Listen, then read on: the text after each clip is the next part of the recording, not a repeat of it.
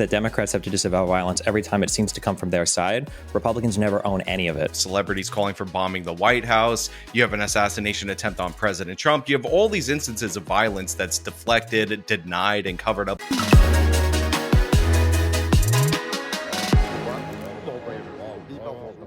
Destiny, Sean, thanks for coming on the show. Thanks for having us. Thank you for having me. Yeah, of course. So it's good to talk to you guys, get two pretty different perspectives, but there's a lot going on right now. First off, I think everybody is pretty horrified by the Minnesota shootings over the weekend, and it's bringing up this recurring, unfortunately, topic of political violence in America today.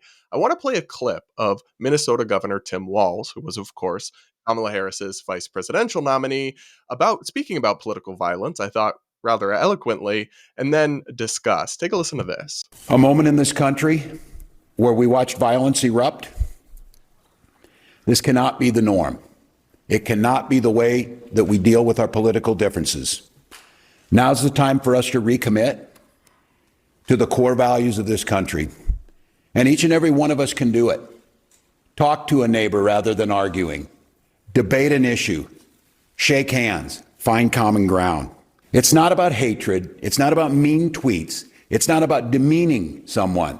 It's leading with grace and compassion and vision and compromise and decency. But we will need to do it in just more than actions in a memorial. So, Sean, I'll come to you first. I really love what he had to say here, and I absolutely agree with it. It's the approach that I want to see everybody take in politics. But this is the same guy who called Republicans weird as kind of his campaign shtick.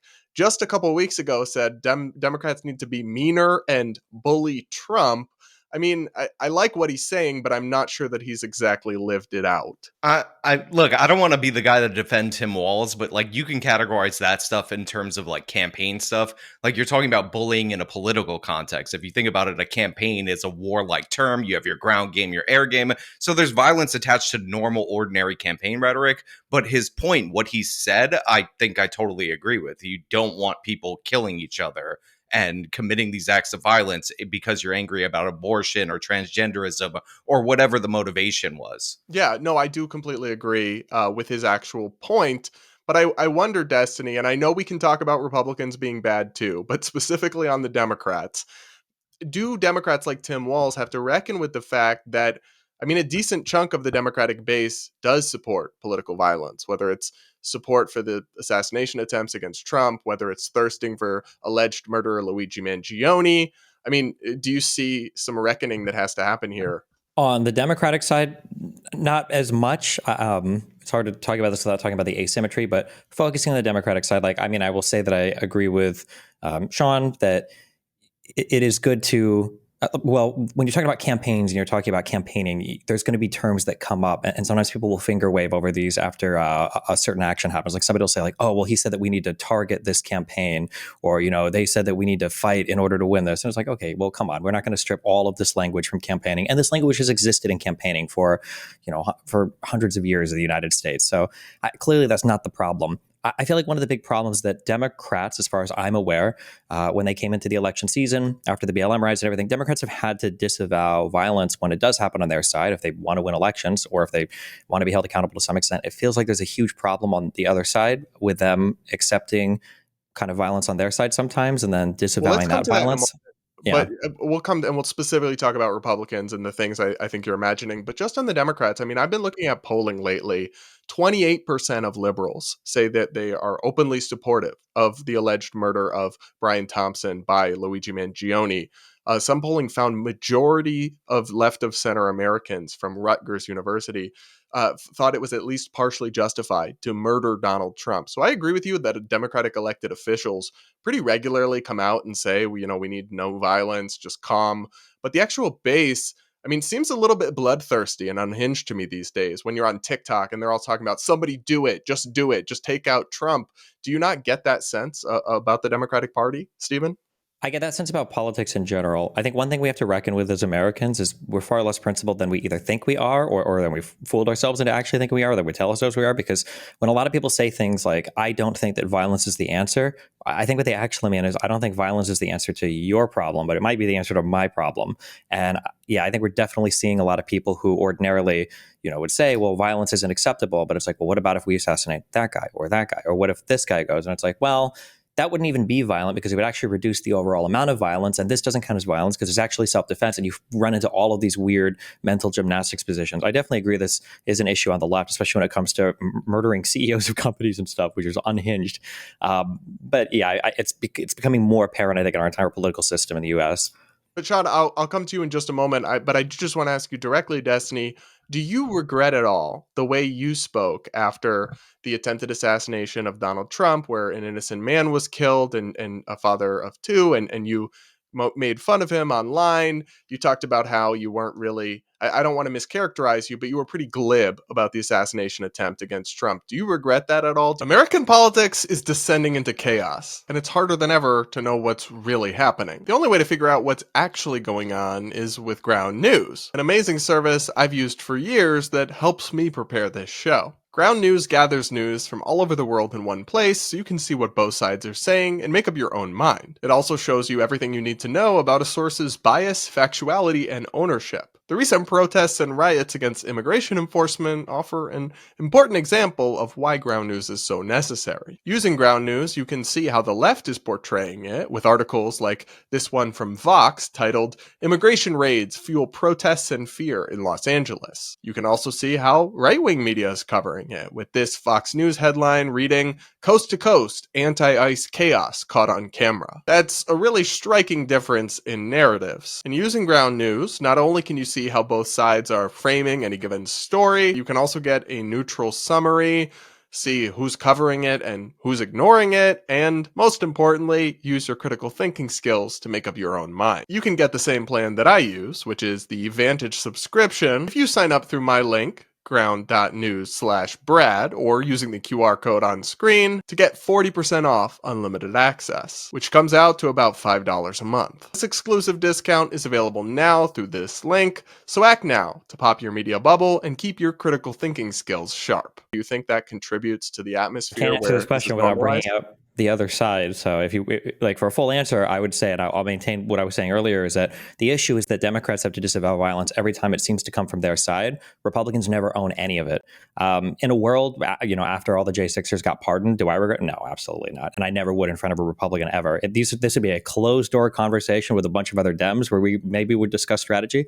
But in front of Republicans, when Piers Morgan asked me the same question, and then I asked Dave Rubin, well, what did you think about, everything that happened at the Capitol? Like, well, that was driven by the media and that wasn't really us. And it's like, that world can't exist. The asymmetry between Republican and Democrat there can't continue to exist. It's untenable. The system. But aren't you kind of just doing the same thing as Dave Rubin then? Saying that January 6th is bad, but I won't condemn it on my side. So what's the difference between you and Dave Rubin? The difference is that when one side has established a set of norms, and that's the set of norms that are the most effective at gaining political power, there is no virtue in not playing by that side. It would be like planning a UFC fight with somebody, and then you find out the other dude is going to show up with a machete, and then you're like, well, damn, I guess I have to go grab my machete. And someone's like, well, aren't you really doing the same thing as him? Well, I don't know if stepping into the ring and getting my head hacked off is virtuous. And I would say the same thing about the political environment in the U.S. right now. Like, my question to you or to Sean would be, have Republicans ever disavowed violence on their side, or do they just constantly claim that it's not actually them? We just saw the shooter in Minnesota. They're desperately clinging onto this idea because he was appointed to some private council with 100 other people 10 years ago. There's actually a secret Democrat. We saw the pardoning of all the J6ers. At what point do Republicans ever disavow violence on their side? There's no virtue to be gained. Well, I mean, constantly begging for forgiveness from them. So no, I don't think it's the same thing. I'm totally willing to disavow all political violence, but conservatives aren't. Well, so Sean, I'll bring you in here, but I'll say I criticize the misinformation about the Minnesota shooting. I've criticized pardoning violent January 6th protesters. I think a lot of Republicans have course, condemned the violence in Minnesota. Obviously, some have spread misinformation, the Mike Lees of the world, and I think it's really shameful. But Sean, your response to the argument that Yeah, I put mean, like, forward. it's weird to talk about asymmetry when you have assassination attempts on Brett Kavanaugh, you have celebrities calling for bombing the White House, you have an assassination attempt on President Trump. You have all these instances of violence that's deflected, denied, and covered up by the left wing media. I mean, even in the same time period as January 6th, you had the most destructive riots in American history. And what do we see? Time magazine, I believe, publishes an article about how it's mostly peaceful because what we did was expand the denominator and the stats by including Facebook meetups that had 6 or more people in our stat group in order to deflect away from the most violent riots in history. That same article highlighted that there was nearly 600 violent riots post George Floyd in just the first 90 days after that. So that wasn't even the totality, but we still hear about January 6th.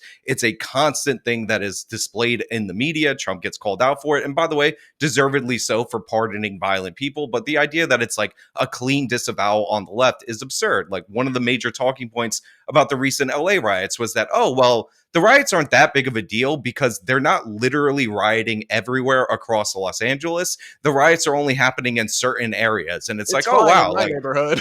yeah, like, Hurricane Katrina only hit New Orleans. The rest of the country didn't even rain. So I don't know why we talked about Hurricane Katrina when it hit New Orleans. It doesn't make any sense. So, like, this is a constant thing. And yes, there's hypocrisy on both sides. And there's also conspiracy theorism that's probably worse on the Republican side. I mean, you have the Minnesota guy, and then you have the Nancy Pelosi guy that Steven mentioned. So there is problems for sure. But the idea that the left clean disavows violence is absurd. I mean, Like, we they were often treated cheer it. Just as a quick, this will always happen, and there's nothing I can do to counter this because it's just always brought up. Every time I talk about MAGA or the Republicans or the right, I will talk about, you brought up earlier, Mike Lee, sitting U.S. senator, or you bring up like President Donald Trump will say these particular things. And then the counter's like, well, what about what was on Twitter? What about what Time published? These are not the political lawmakers. These are not the elected people in Congress. Maxine Waters. When the BLM riots happened, Biden had to disavow the violence when he was running for office. He had to have a clean disavowal saying violence wouldn't be accepted. We bring up the LA riots now. Gavin Newsom, in no unclear terms, said, if you are committing violent acts, you will be arrested. He didn't say these are secret MAGA operatives, which is what Trump would say. Why does January 6th get brought up over and over again? Because Trump still contends that the election was stolen from him in 2020, right? And these are from the president or from political leaders, not published in Time or in the New York Times or in the Washington Post or on Twitter. John, the asymmetry there is insane. I think that's a legitimate point. Karen Bass, Maxine Waters, representative in Congress, saying that there was no violence that she saw. Like, we hear this constantly, that there was nothing breaking out, even from Gavin Newsom, who did like just say that you would be arrested, or Karen Bass. They were saying that there was no violence until after the National Guard was deployed. That's just not true. And blaming the National Guard being deployed in response to rioting for the rioting is absurd. And again, it's all about shifting it to the other side. No, he said that there was no purpose for deploying the National Guard because they had it under control. They were he didn't saying say that there was no violence. He said that it was ridiculous for Trump to claim the violence had been cleared up when the National Guard had been deployed, because the National Guard hadn't even been deployed when the violence had been cleared up. So the whole point was that Trump illegally mobilized the National Guard. He federalized California National Guard, which was illegal. If you read the underlying statute that he cites as EO, he didn't have the authority to do that without the cooperation of the governor. And that was the whole purpose. Again, Newsom, in no unclear terms, condemned the violence, said you'll be arrested for it, and they've acted as such. He never agreed with or supported any of it. And yeah, there's no equivocation there. Yeah, there is no equivocation there because these politicians were downplaying this. They were saying it was just in a little area, and they were blaming the post-deployment of the National Guard as the thing that caused the violence, even though that was the response. Yeah, well, the deployment of the National Guard was to ratchet up the violence. That was the goal. To protect federal Trump. buildings No, that were being targeted. LAPD is the third largest policing force in the United States. So they did not need the National Guard to go and defend. Pretty sure they were the second. But. No, I think New York Police Department, I think Chicago are larger. But the idea that the National Guard needed to be federalized on day two and brought out was ridiculous. Well, I guess, Destiny, the reason I'll challenge you on that is, I think in this case, maybe these riots wouldn't have gotten out of control, but we did watch, and I know I'm not trying to do the bring up BLM riots again. We watched dozens of people were killed in these riots, mostly in blue states.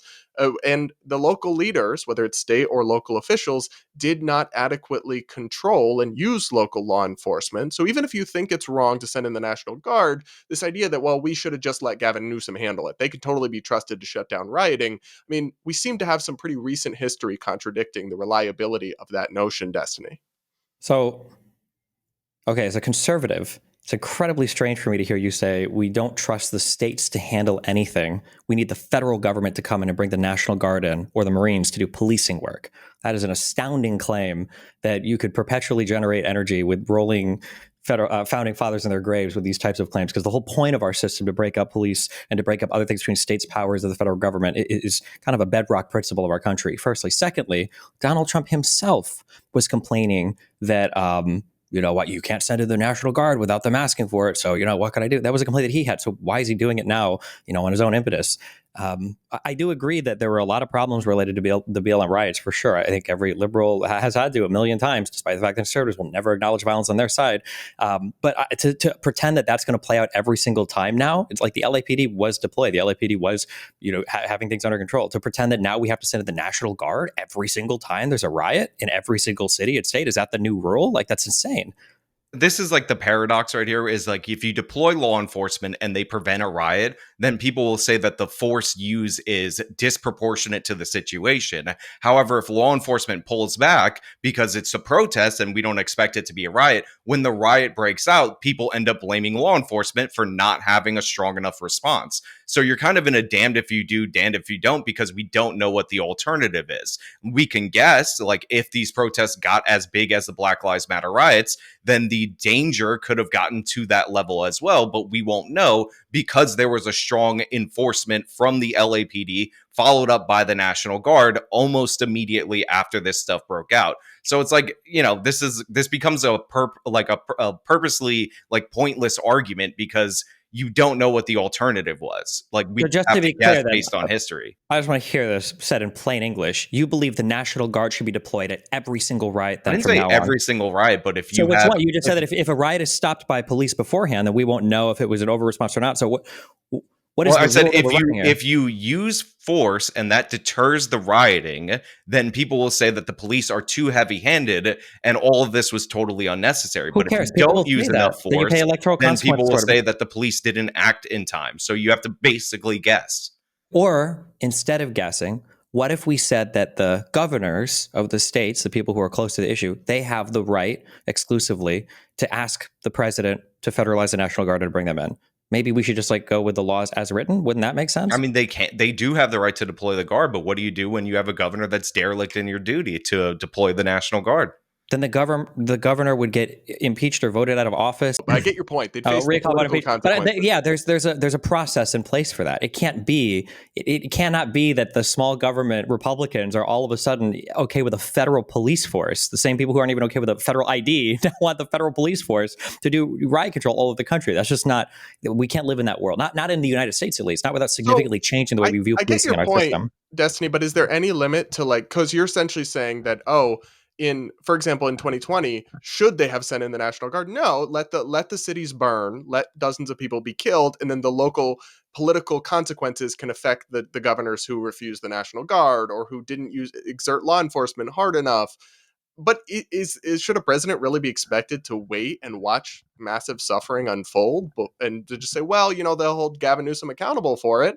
Also, presidents get blamed, and I think rightly and wrongly, for basically everything that happens in the country under their watch. So I think Trump would also have gotten blamed if a dozen people had been killed in LA and he had just sat on his hands, and Gavin Newsom said no to the National Guard. So he said, okay, we won't send him in. And maybe that would have been the correct thing to do in some ways.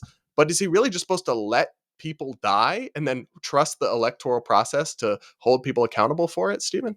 Yeah. Yes. Okay. I don't know what else to say. I mean, I'm glad I read, I guess, my Federalist Papers. Yes, these would be the arguments that, yes, you allow the process to play itself out. We have 50 different states.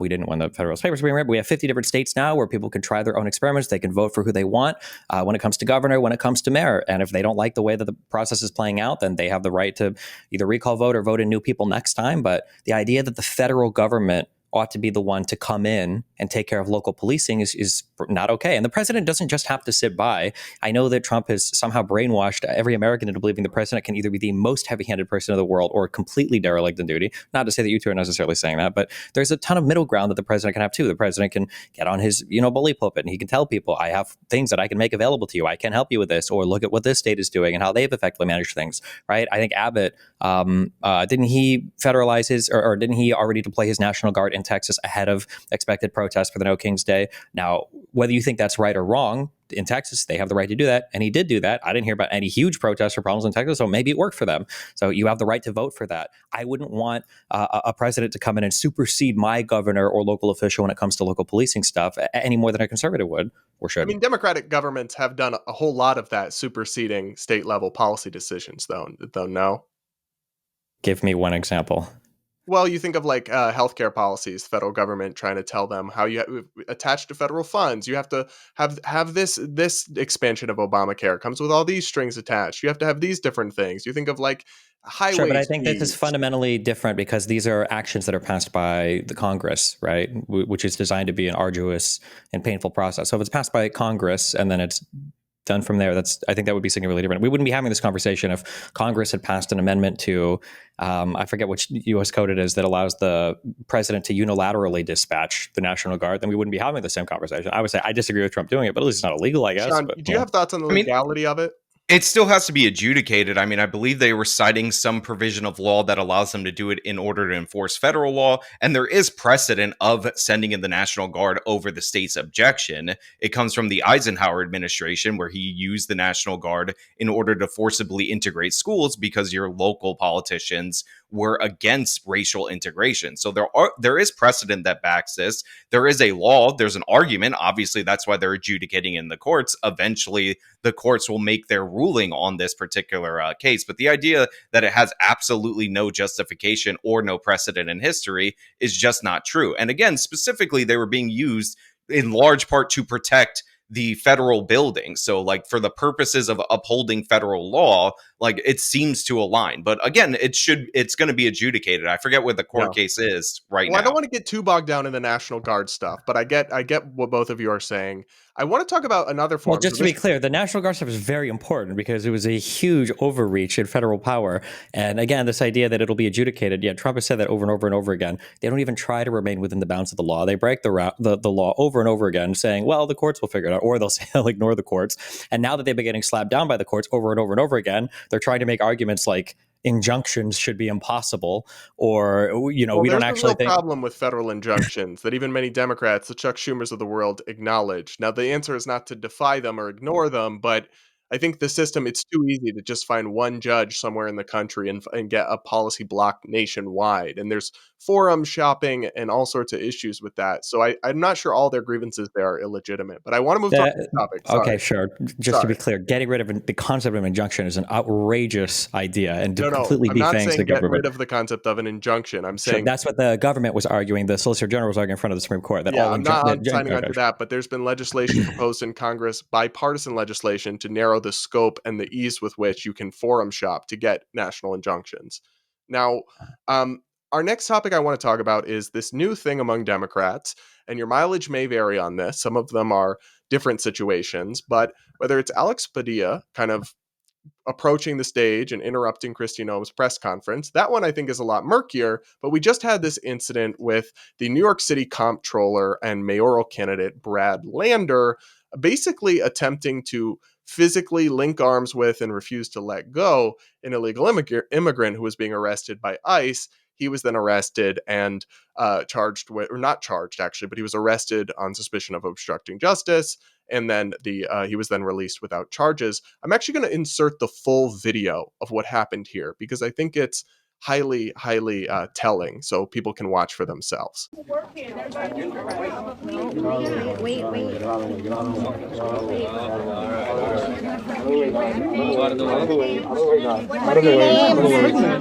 Guys, back up, guys. Back up. I understand you're pregnant, but I need you to back up. If you're interfering with this arrest, we're going to arrest. Back up, guys. Back up, guys. This is not legal to take someone without a judicial warrant. Please don't put him in the elevator and then claim you have the warrant. We don't have a warrant for him. I will let go when you show me the judicial warrant. Where is it? So show it. Let us see it. So let us see it before you take his warrant. Excuse me, please stay back. No! Take it back. Take it back. Stay back. Step back. Please, step back. Step back, guys. Step back. Step back. U.S. citizens. Sir, you don't have the authority to arrest U.S. citizens. Please stay back. You don't have. I'm not obstructing. I'm standing right here in the hallway. I have to see the judicial warrant. You're arresting them. Please step back, Step back, guys. You can take pictures, but please stay back. To arrest U.S. citizens, asking for a judicial warrant. Stay back, please. Stay back, please. Press, we go too. Sorry. No way. I'm safe. Where are you taking him? Hello? Since you have no authority to arrest U.S. citizens, Where are you taking the controller? and with what authority? Why are you arresting the city controller and where are you taking him? No! Number one's gonna go with him, all right? Hang on, where's number one? Hold on. Brett, this is number one right here, all right? Thank you. Shame on you.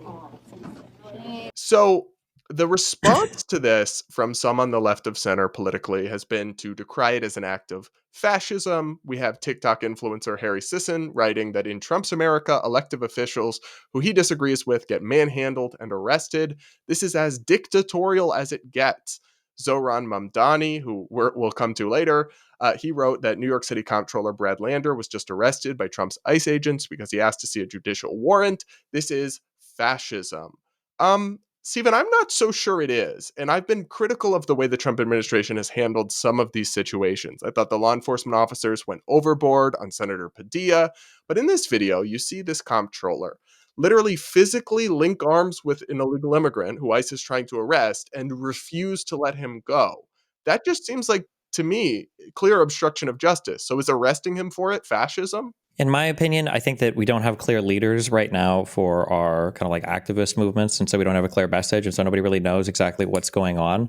I think that the argument over what's going on with ICE gets hijacked, I think, unfortunately, by people masquerading as moderates or masquerading as having reasonable opinions on both sides of this. I think on the right, you get a lot of people who are in favor of ICE because it's the federal law, blah, blah, but they really just want to deport basically everybody they can. And then on the left, you've got people who are saying that this is an overreach of presidential power, but really they just don't want to deport anybody, and they think that ICE is should be abolished.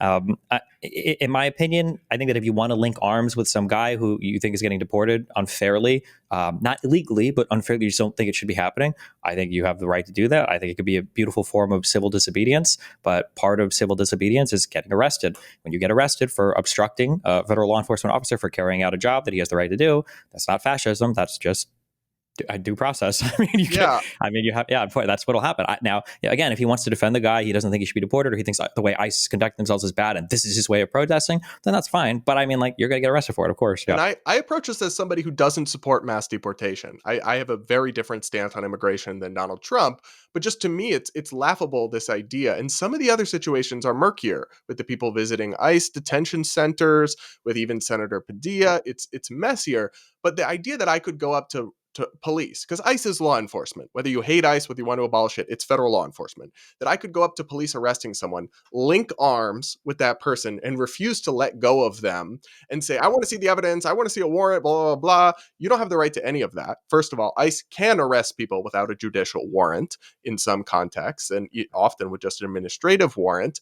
But regardless, it's that's not behavior you would get away with ever in any other context. And some Democratic officials seem to think there's a special protection that comes from being a politician that means that if you break the law, you're supposed to get away with it, and punishing you for it is fascism. But yeah. I'm not really buying that, Sean. And I think they're discrediting the legitimate grievances they may have in some other cases by crying fascism in instances like this that are just clearly not that, Sean. This all needs to be understood in the context of the New York City mayoral election. Brad Lander has fallen behind Cuomo. He's fallen behind Mamdani. He needs a big stunt. And reportedly, he was hanging around that facility waiting for his moment for a very long time. As for the asking for a judicial warrant, deportation is typically an administrative procedure. It's not a criminal procedure. So oftentimes ICE uses administrative warrants. It's all like a stunt for the cameras. And of course, all the Democratic faithfuls, except for Andrew Cuomo, who I guess was taking a nap, so he decided to tweet something out. They did their press conferences about this. And of course, he's not charged, which then makes the Trump administration either look like they're backing down or that they just, heavy-handedly detained him for no reason. So it's a mess, but it's completely a political stunt. The guy is able to be deported. Immigration law is the purview of the federal government. You can be mad about that. You can say that you're going to have, when you're mayor, stronger sanctuary city protections, but you can't walk up to law enforcement, again, in almost any context, and try to shove them or grab the suspect. And if a normal person did that, you would be charged with resisting arrest, obstruction, something of the sort. Charged? Whose decision was that, Sean? I'm guessing it's on the federal government if they were trying to pursue federal charges. Presumably, you could, in theory, refer him to the local government for charges, but that's never going to happen. And to your point about politicians thinking they have special protections, in some contexts they do. Politicians, if they're traveling to and from their district, they actually can't be detained by law enforcement, because it's considered the executive restricting their movement between their constituents and between Congress. So they do have some special protections, but this is beyond that, in my opinion. And I don't think a local comptroller has any business here, but a mayoral candidate definitely does. So Destiny, also, just as a quick thing on the charging things, I wish more people would just be aware of stuff like this. Just because you get arrested or detained for a crime, to charge somebody and to prosecute somebody, our courthouses only have so much space. And if you're a DA, you're a prosecutor, you're looking at your whole log of stuff and all the cases that are brought before you, and it's okay, well, there's a guy who got arrested for obstructing a thing. Well, what's his record? Nothing. It was a politician. It's are you really going to have hearings and evidentiary study and all this? It's so much trials. DOJ, I would think they would. Even for the Trump DOJ, it's not the Trump DOJ though. It's going to have to be federal courthouses, and it's going to have to be. It's just so much. It's so much work. I understand. Listen, I hate Trump more than literally anybody here. Okay, your hatred for Trump doesn't even come close to my hatred for Trump. But it's just a waste of time, I think. Yeah. I'll also say, you could arrest or detain now and charge later. As soon as you file charges, the clock starts on all these different administrative timelines. You have to have the hearing within this amount of time. So theoretically, they could charge later, but I don't know if that's going to happen. I don't maybe not. But I do worry that, and I think this is just true objectively at this point. The Democrats are doing the boy who cried wolf thing, right? Because Trump has taken actions I genuinely view as authoritarian, I view as obviously illegal, that I view as violating due process. And without even getting into any of those separate debates, it's if you call everything fascism, if you cry Hitler every single day, those messages just lose meaning. Normal people are rolling their eyes. They're saying fascism again. I mean, don't you think Democrats have a problem with that, Destiny? What Democrats have a problem with is somehow we allow all of our political messaging to be held hostage by people who hate Democrats. I don't know how this happened or why this happened. Leftists? But are you talking about leftists or right-wing people? Yes. They, for some reason, they dictate the Democratic media diet, and I don't know why or how this has. Well, there are a couple of guesses, I guess, age, demographics, or whatever. But I fully agree that there are things where, and I have to run my audience this one. Is hey, listen, criminals being arrested is a good thing. Okay, really bad people being deported is a good thing. ICE and the border. These are good things. All of us should want these things. The way that Trump is doing a lot of it is bad. But when you start coming out here, or when you allow your political message to be hijacked by people who think that all deportations are wrong or that all law enforcement is bad, there is a huge issue when I saw, earlier we were having a conversation with California, and I don't like the fact that the National Guard was deployed to handle what I felt was easily handleable by local police. But then you get other huge leftist content creators who are saying that the feds and the LAPD are all one and the same. And it's okay, well, if you believe that, you've totally missed, in my opinion, any of the important messaging on the deployment of the National Guard, because you just hate all law enforcement. And I do think that's a huge issue, and it muddies the message in a very bad, politically ineffective way.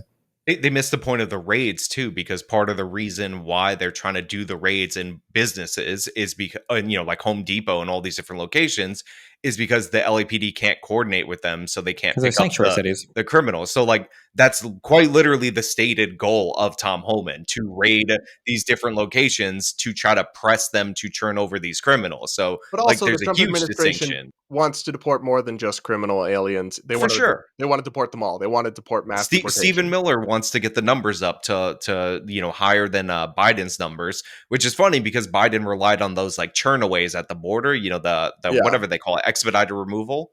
Right. So it's a different situation. That's why Obama's deportation numbers were so high. It's because they deported a lot of people right after they crossed the border, which you can just send them right back. Whereas it's obviously much harder to do when you're arresting people in the interior of the United States and then deporting them. But so Stephen mentioned hating the police. I don't know about hating the police, but defunding the police is something that one of the two major mayoral candidates, Zohran Mamdani, has basically been all in on. This is the post from him from just a few years ago. We believe in socialist feminism. Zohran for State Assembly. Defunding the police is a feminist issue. Women, especially trans women, are disproportionately impacted by police violence and the violence of incarceration. We need to divest from these systems and invest in services that lift us all up. June 8th, 2020. I mean, on one hand, you have this guy who is to the left of Alexandria Ocasio-Cortez, who's like a hardcore DSA guy, wants to globalize the Intifada, all sorts of stuff. And on the other hand, you have Andrew Cuomo, the disgraced ex-governor who covered up the nursing home scandal and so much more. I mean, Destiny, if these are the two candidates, and one of them is likely going to be the next mayor of New York City and a major face of the Democratic Party, I mean, that the absolute state of the Democratic Party isn't looking so good. Well, the relative state is still compared to the Republican side, which I think looks infinitely better. I'll be honest, I don't have strong opinions on the New York mayoral race because I don't live in New York. The Zohar guy seems very memeable and very epic in that kind of way to me. As far as Cuomo and the old person home scandal, I think it's very funny that we go back and forth on whether or not COVID was a big hoax that meant nothing versus it was the most deadly disease of all time, and shipping 2 old people into an old homes facility condemned thousands to death. I just don't have a strong opinion on the New York mayoral race, other than the Zohar dude seems absolutely insane, and Cuomo just kind of seems more like a status quo-ish politician. Well, Cuomo also resigned for status Cuomo. Yeah, there you go. Cuomo, so I actually, I don't think COVID is a hoax. Your point's taken about some MAGA types. That was never me. So I'm very horrified by what he did to nursing homes. But then I'm actually much more horrified by the cover-up, because maybe it was an honest mistake in the moment that he did this nursing home policy, but then his government tried to cover it up. And I think that's a massive scandal. But regardless, he was actually, the reason he resigned wasn't because of that. It was because of a massive sexual harassment allegations that he resigned. And doesn't it undercut what I think is a strong line of criticism for Democrats against Trump, that he is a terrible person who's harassed all these women, who was found civilly liable for abusing Eugene Carroll, like this laundry list of his personal foibles. But then if they're going to look past it and just like make Andrew Cuomo the mayor, I mean, I would have to dig. I feel like I looked at the Cuomo stuff coming out of the time and I was like, I don't know. Maybe I'd have to go back through those and see if the sexual harassment stuff was as bad as I guess some people are claiming it was. It seemed like a whatever to me. Not good, but not like the governorship over it. He was what? He resigned the governorship because of it. So yeah, but as a Democrat, right? I mean, Al Franken quit the Senate over the pictures from 20 years earlier. Like that doesn't mean anything. Yeah, I would have to be honest, I would have to dig into it more to know if I would have like a much stronger opinion over this. But one thing I will say is you have to be really careful politically when we're talking about securing political power. You have to be careful not to play a game by yourself. And if some people have decided in our political system that some things don't matter, and you decide that it does matter, and you're only handicapping yourself as a result of that, there's no virtue to be gained there. And I think that's a lesson that needs to be learned. I say this a lot to my fellow Dems who always want to obsess over every time they talk about every single problem, it's just billionaire, billionaire, billionaire. And it's like Elon Musk and Trump have basically been elected to run the country for however long. Clearly, Americans don't give a about this issue. Move on and talk about something else. It can't just be the hyperfixation, right? When it comes to every sexual harassment allegation or lawsuit or whatever else is going on with these people, like Trump was found civilly liable for basically raping the woman with his fingers. Like this is why are we going to die on this hill for the rape part, but for abusing her sexually. Okay, I hope he doesn't sue me next. I thought he was raping her with his fingers, but yeah. But I'm just saying that, like, if Cuomo really did some crazy bad things there, apparently the voters don't care. I do live in New York City, so I will say the reason Cuomo resigned is because Letitia James assembled a report of a bunch of different allegations against Andrew Cuomo, and I think there's like 15 women, and when you examine like what he's being accused of, it ranges from some serious stuff, which is the overwhelming minority of the women there, to Andrew Cuomo was looking at me and I could tell he was undressing me with his eyes.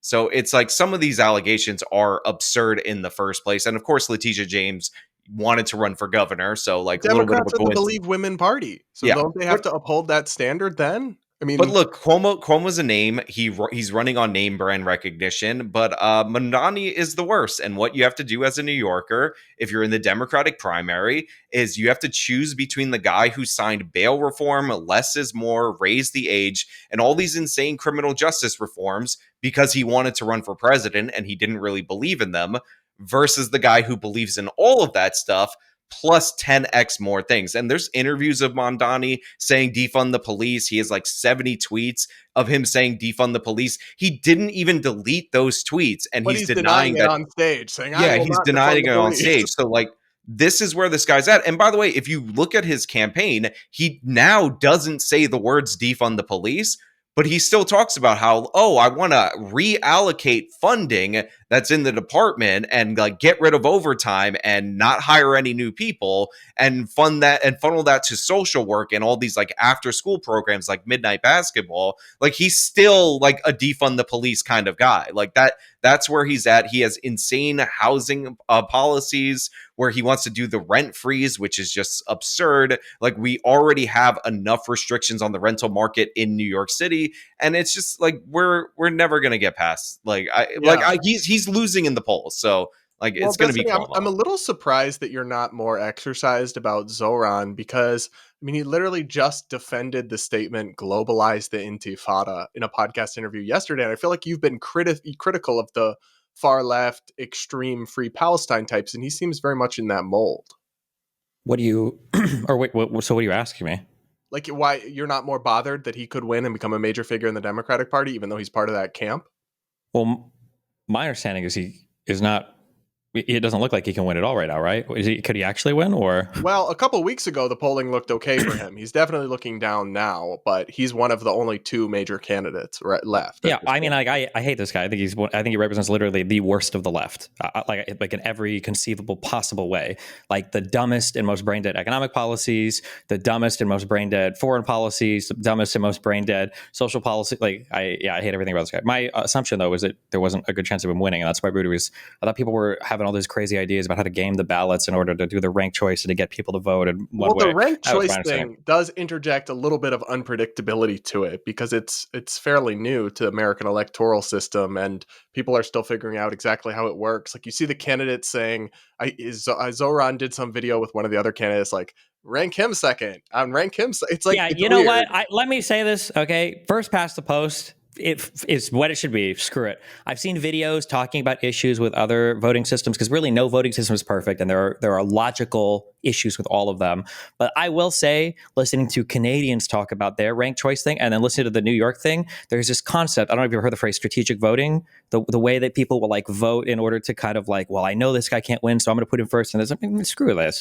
This is stupid. I don't know. I feel like we're going to be in some scenario where some 27-year-old pirate, you know, with a peg leg and an eye patch is going to get elected somewhere because everybody's minding themselves over how to game their ballot. And it just seems ridiculous to me. Maybe I'm just too old now. Maybe 36 is too much for me. I can't handle new things in my brain, but it just seems stupid. I don't know. So that's how I feel about Sean, it. I do find it funny that like they decided to institute this like truest form of democracy in an off-year election that takes place in June. Like, so it's like an election literally designed for unions and anybody with the political machine to turn out the vote while everyday people aren't going to show up. Like, that's the whole reason why you have off-year elections for these local positions, so people don't pay attention to it. But like the reason there was hype around him is because he did gain a lot of ground on Andrew Cuomo. That's just a fact. But there was a poll that was put out that showed him in the lead last week. And that's the one poll that people have been pointing to in order to kind of turn the media coverage to just focus on his like inevitable rise. But the thing is, it's like his organization paid for that poll. And that poll doesn't factor in ranked choice voting, and that poll oversamples voters under 45, which they know is his strength. So it's like they're basically, all these left wingers that will talk about manufacturing consent are like quite literally falling for that right now. Like it's insane. Well, it's just so it does seem like it's going to be Cuomo, and I mean, I guess I'm just kind of nihilistic about the state of American politics at this point. But the idea that you could be the governor of a major state, handle COVID terribly, be responsible for the deaths of senior citizens in your state, then engage in a long cover-up, then resign in disgrace over sexual harassment allegations, and then run for another major office and win. I mean, I guess in the era of Trump, like, I was going to say, if you handled COVID horribly, try to cover up a bunch of stuff related to that, sexual assault allegation conviction, re-ran for office and won after leaving a disgrace. We've described Trump verbatim, but he was the president, so ironic. A New York guy, too. I did preface it with, this is why I'm nihilistic about all of American politics. The standards are on the floor, and I don't think they're going to be raised anytime soon. Look, if you want me to make it worse, if Cuomo decided to run for governor again, then he would knock all these Democrats out of the primary for governor. Like his name means something. Mario Cuomo was the governor. I think he was elected governor in New York 3 times. He probably could have weathered that storm. But he did have all those COVID scandals that people were talking about, and then this kind of came out of nowhere. But Cuomo, yeah, 2028 president. Yeah, I mean, he's going for it. My favorite thing though is that Ocasio-Cortez says that she was against the gerontocracy, and that's why we needed to back Mamdani, who's the youngest candidate. He's 33 years old. This woman endorsed the only candidate. Yeah, in the race that was older than Joe Biden in 2020. Like, the idea that she's against that on principle. Andrew Cuomo is 16 years younger than Bernie Sanders is right now. All right, guys. Well, thank you both so much for coming on. Really enjoyed the conversation. Everybody, I will link to their channels below. If you enjoyed the conversation, let us know what you think in the comments. Make sure you subscribe, like, yada, yada, yada. With that, we'll talk again real soon.